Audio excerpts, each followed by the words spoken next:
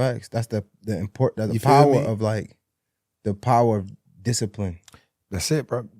Jocko, I can't think his name, say discipline is freedom. Mm-hmm. And I said that a man who is undisciplined cannot accomplish nothing in this world, yet he is setting himself up for disaster. Mm. Bro, we look at the great men in the world, what is always taking them down? Lack of discipline. Mm-hmm. Whether it was their anger, whether it was their lust, they ain't had no discipline. So if you ain't got no discipline, if you can't control your anger, that's one thing I had to learn how to master, because survival mode keeps you angry. Mm-hmm. That shit keeps you angry because you mad that you in survival mode all the goddamn time. And now you start looking at people not in survival mode like, why you ain't in this mode? Why you ain't getting it like this? Why you ain't feeling like this? Why you ain't at it like this? Why you ain't hustling like me? Cuz you surviving, I'm living. It's two different mindsets we got going on here. You survive, I'm living. What you doing? And so as you start to understand what are the things that put you in that mode, and now go back to it, bro. That's why I pray so much. That's why I fast so much. That's why I read the Quran and the Bible so much. It's because I always want to be the man that say, yo, I got control. The diseases of attitude. It's never that pleasant to talk about the negative, but we got to talk about it because life is part negative.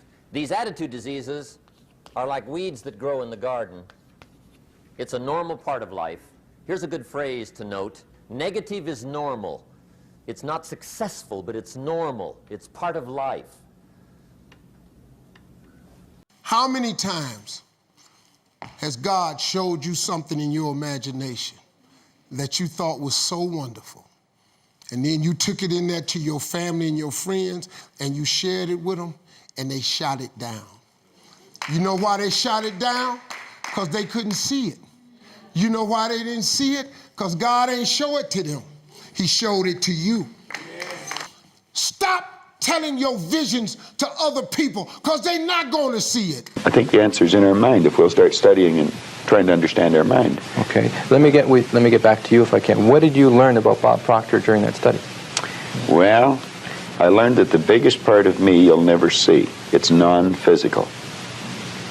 And what you see here in the physical body is nothing but the physical manifestation of the higher side of my personality.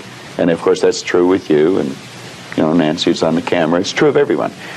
And so like, but how much it costs to not be disciplined though? How much it costs you? That's what you need to see, because that can cost you a lot. It's going to cost you everything.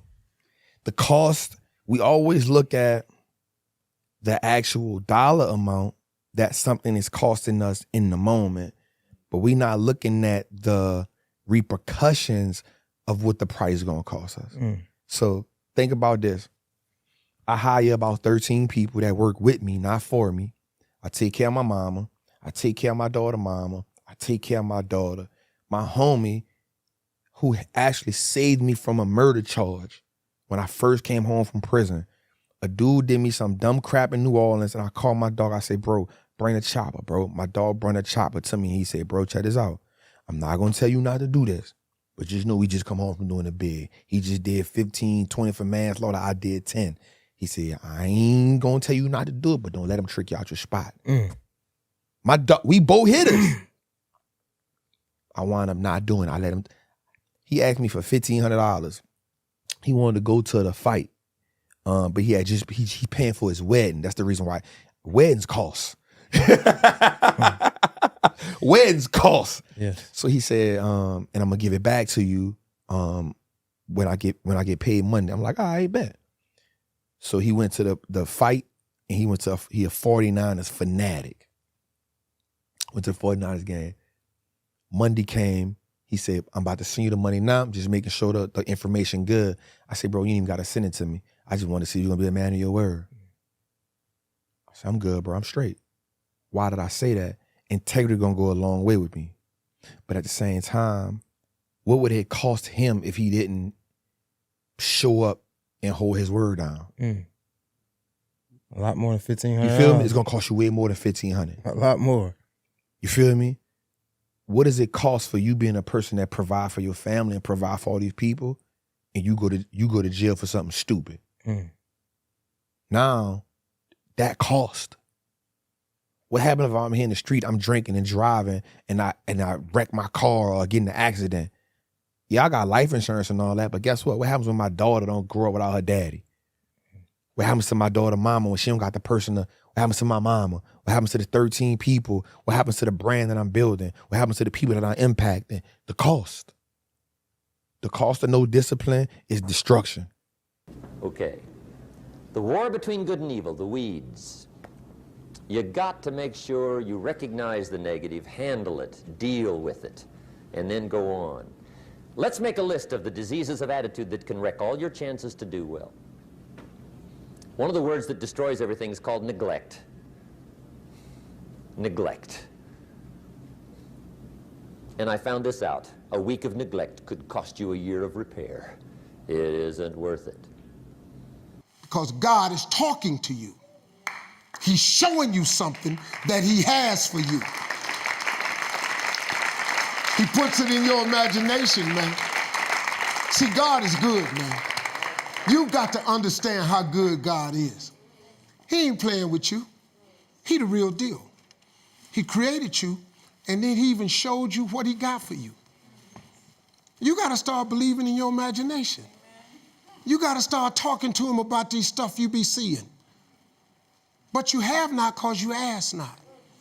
So if you see the vision, the imagination, but you don't ask God for it, what you want him to do? He showed it to you. Faith without works is dead. So now you got to put in work.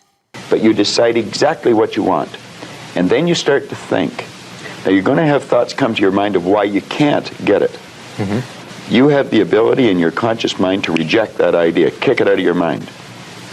Thinking of why you can't do something is never going to do you any good. And keep thinking until you start to think of thoughts of how you can do it. And the way will be shown to you. It comes in the form of images in our mind. Think of how you can and not why you can't. Okay. So our first step is to set some goals. That's the first step. And think about how we can go about reaching those goals. Exactly. And just think of how you can.